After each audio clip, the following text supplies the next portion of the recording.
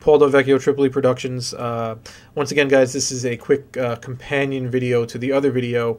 If you're not really familiar with the Avid interface, this is kind of going to give you like a real quick, really quick, bare bones overview of how this works. Now, if you click in the timeline, in Final Cut, you'll be used to kind of being able to select the clips and just kind of drag them around. You can't really do that in Avid without entering segment mode. So you kind of enter segment mode, and you got to select all these things, and you can kind of just push this around, you know, and do whatever. You can select all these and just kind of, you know, move them around, but that's not really the way Avid works. You know, in Final Cut, you would just kind of like do that and hit delete, and you know, it would ripple over. But in Avid, what you would have to do is actually move the playhead on top, hit T, and then X for extract.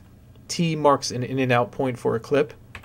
So it does that with that, and also with blank spaces too. So if you hit X, boom, it just extracts it. Okay, anyway, if you hit Z, by the way, if you select them and you hit Z, it lifts the clips. Anyway, we're not going to do that. What I really want to talk about is the trim mode. Trim mode in Avid is basically where it shines above pretty much all the other editors. If you want to select an edge, which is, you know, the way it works in Avid, you kind of have to select an edge. You hold Control on a Mac or Alt on a PC, and you just click and drag, and you select an edge. From there, what you can do is hit P, and you can select the outgoing side. You can hit open bracket and selects both sides, and you hit close bracket, it selects the incoming side. So what happens here is that if you have this selected, and I'm just going to drag this. You can also click and drag just like in Final Cut, but if you have both sides selected and you hit L, it'll play it, and you can see it updates it in the timeline, and you can see the picture moving too. Now I've kind of minimized that clip sort of, but if you really want to see the power of Avid editing, it's like, you know, this is where the power is in the trim mode. Now let's say, well, as you saw right here, both sides are selected. So if I hit L, this side lengthens as this side, you know, decreases. So nothing really gets rippled. It's just kind of, you know, this side is overriding this side. But if I hit P and just select this side, it's going to push this clip, meaning it's not going to change the in point over here. It's just going to push it over. It's going to change the out point of this one, but not the in point of this one. So if I hit L, you see it just kind of pushed everything over. You can also go backwards too by hitting J. So also, if you want to preview your edit, you can hit spacebar. And you can also set, you know, this is 2 seconds before, 2 seconds after. You can change that if you want to 3 and 3 or whatever you want. Okay, so if I hit the other bracket, kind of, you know, makes sense. You kind of are trimming this. So it's sort of like a ripple kind of thing in Final Cut. It's basically ripple editing. But the thing that you cannot do in Final Cut that you can do in Avid is select just, you know, one side of audio and the other side of video, and kind of hit L, and you have your J and L cuts. That's how you kind of create those. You could obviously you could do it vice versa. I'm gonna fix that a little bit here. So I'm just gonna move this over. And if you hold, you can, while you're dragging, if you hold Command on a Mac or Control on a PC, it snaps to edit points. So that's helpful. Not even just edit points, but in points. So if you want to edit like you do in Final Cut, instead of you know, just clicking and dragging to the playhead, which you cannot do, it doesn't snap to the playhead. You have to snap to in and out points. So if you feel like, okay, this is a good point for an edit, hit I, you know, select the edge, hit P, and then hold Command and move that over. That's really not an efficient way to be doing it in Avid. That's why you kind of, you know, just go and select it and be like, okay, that feels good, so boom, and that's how, you know, that's like the way that most editors edit inside of Avid. Another thing too that you can do if you want to trim something real quick is, let's say you want to stop it right there and just trim the rest of this off. You can set an in point, move to the edit point by hitting S. That's the default, and then you can hit back one frame and set an out point and extract it with the X key.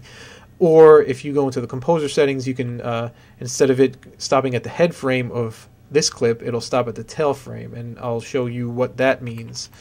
Basically, if you hit S, see how it stops at the tail there? It's still the same clip. It's just the last frame of that clip.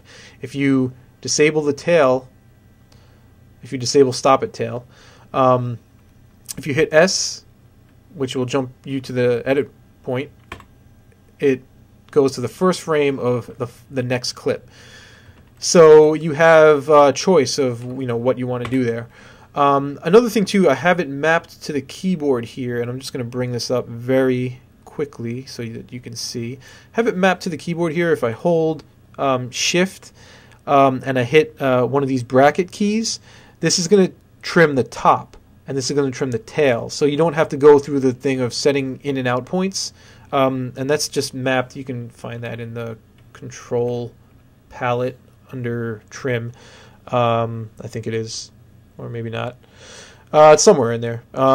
Edit, that's where it is. Top and tail. So basically, and you can just drag that on and map it to the keyboard. But basically, how that works is if you're playing it and you go, boom, okay, right there is a good edit point, hold Shift, hit end bracket, and it's going to trim from where the playhead is to the last frame of this clip. So as I do that, watch Shift, end bracket, boom, it trims that, and it ripples everything over for you. Likewise, you can do it with the head of the clip right here. You just hit Shift and open bracket, and boom, it trimmed that. Same thing, so you can just kind of, watch this and go, okay, this clip should be trimmed right there, and trim it, boom. So it's real fast. It's really awesome that you can do that kind of stuff in Avid. It's a very fast kind of way to edit. And, it's a little bit different than Final Cut. You're going to get frustrated because you're going to be like, I can't drag these things around, but it is, once you get used to it, don't try to make it work the way Final Cut works. Try to make it work the way it was intended to work, the way Avid intended it to work. Don't try to drag these things around in the timeline because it's not really going to work that way. It's not going to be, it's not going to, you're going to be upset and you're going to get frustrated and you're going to feel like you're fighting with the interface. Let's see what else. Right here, this is a color corrected clip, by the way, and it's 1080p, as you can see in my bin right here. It's one of these two rose colored clips, and it is 1080 24p, and that plays back in real time. So that's pretty awesome. Let's full screen it and play that clip back in 1080p on my monitor, and you can see it plays back in real time. So that's kind of cool with Avid. A lot of the effects are real time like that, so it's pretty awesome. So that's just a real quick overview of the interface in Avid. That is like the bare bones minimum that you're going to get. But if you want to learn more, I'm sure there are other tutorials out there, or if you want me to do them, just email me and I'll gladly show you some more stuff. But yeah, so there's some cool stuff. Like I have this mapped, and what this does basically is you see this clip in here. If it's a long clip and you're trying to scrub through it, and you don't have a lot of room here, where I have this mapped to the keyboard, if you hit Shift Escape, it brings the clip in the preview or source monitor into the timeline, and you can just toggle that back and forth by hitting Shift Escape, and it shows you where the in and out point is for the selected clip and all that stuff. I don't know where it is, right here. So it shows you the in and out point. But that's kind of cool because you have a long timeline, and then you can kind of just scroll through it and watch the footage rather than try to find it in here where you have a limited amount of space. So yeah, if you guys want me to do more tutorials on it, just let me know, and I'll do the best that I can. And that's it. So if you have any more requests, just hit me up on the email. That would be at paul@pauldv.net, or you can just go to the site, which is pauldv.net, and contact me through the contact form. And no, there is no relation to that dude on Jersey Shore, and please do not mention that or I will smack you. Thank you.